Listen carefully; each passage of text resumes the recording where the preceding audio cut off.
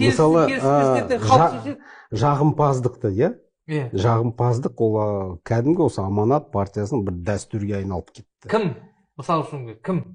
Кім жағымпаз дейді? Енді жағымпаздар көп қой, ана Атырауда әкімнің орынбасары бір танымал бір. Бұрынғы Нұр Отан партиясының. Бұрынғы, бірақ бәрі сол ғой партия. Бұрынғы дей бересіз? Иә, бұрынғы. Онда сіздер ашық айтуыңыз керек. Ана 20-шы съезд болды ғой, ана Совет одағының кезінде, иә?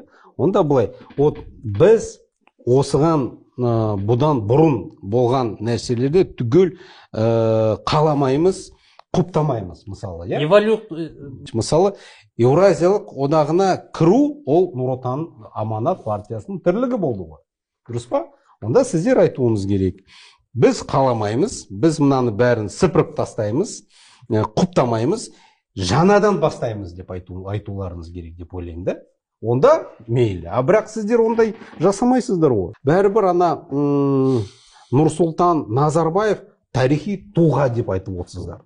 Қошанов мырза айтты ғой.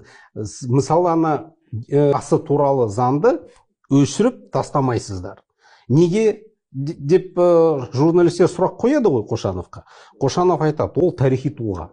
Жарайды, Кеннеди, Черчилль, басқаларда тарихи тұлғалар болды ғой, олар туралы арнайы заң жоқ қой. Именно осы отбасы туралы ғой, нақты Назарбаевтар жауапкершілікке тартылмайды деген заң ғой.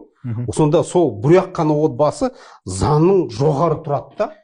Олай болмайды ғой. Онда сіздер